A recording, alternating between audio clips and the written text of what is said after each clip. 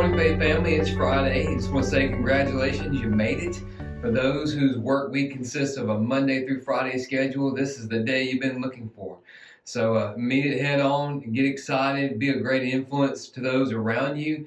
And what that means is you're putting a focus on those around you and how you can go about meeting the needs of those around you.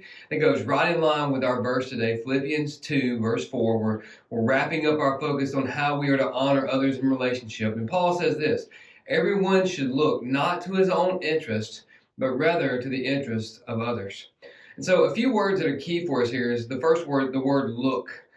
It means more than just to give a casual glance to. It's the idea of giving a focused, concentrated, even special consideration to something. And of course, in this case, he says not just your own interest. And I do want to say this about the CSB here. I think in their attempt to be so literal on this Greek, and they are literal with it, they miss the idea that Paul is not saying that we are to totally neglect our own needs in order to meet the needs of others. That's almost an idea of asceticism, and of course, taken too far, that can be detrimental to you, which then means you can't be help to anybody because you neglected your own health, for instance, or your own financial securities.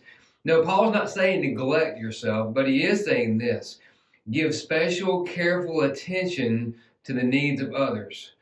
That flies in the face of our culture today, because our culture today promotes me first mentality. Even in cases where you have a celebrity or a prominent profile person promoting some sort of an event or some sort of a cause, inevitably, you have to admit, we all are a little bit skeptical in terms of, well, what's in it for them? Well, what do they tend, what are they going to gain from this? And we've become that way because inevitably all causes, we've seen that pattern presented over and over again. And although the presenter is promoting it as a selfless endeavor, inevitably they'll either gain more prominence, their face will be plastered in more places.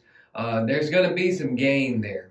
Well, Paul says, hey, first of all, don't neglect your own needs. Secondly, put special attention to, specific attention to, careful attention to the needs of others. And those needs can vary. They may be financial needs. They may be relational needs in terms of somebody just needs a listening ear.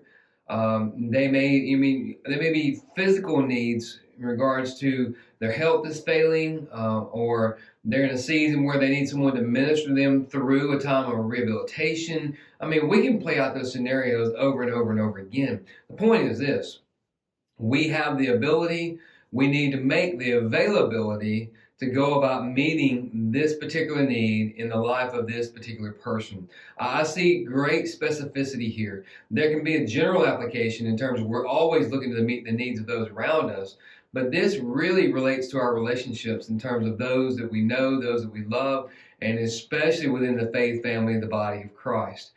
And one of the ways we do that is ministering through the gifts and talents, the blessings that God gives us. That's the reason why we should struggle as believers when we're not by nature good stewards. When we're not good stewards of our time, meaning we've focused all of our time on us.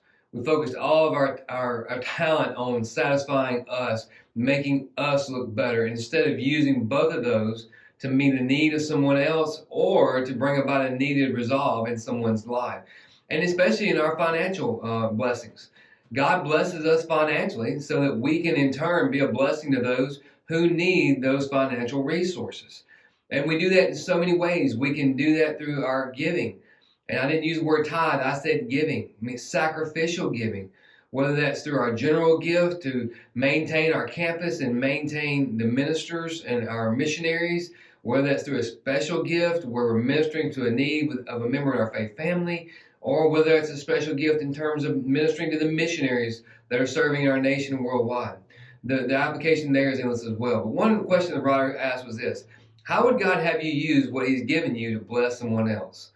Well, the only way you're going to know that is if you look, if you give special, careful attention to the needs of those around you, especially within those areas of relationship, and then you go about intentionally meeting that need. And that, my friend, is the way that we show God that we are ready and willing to live sin.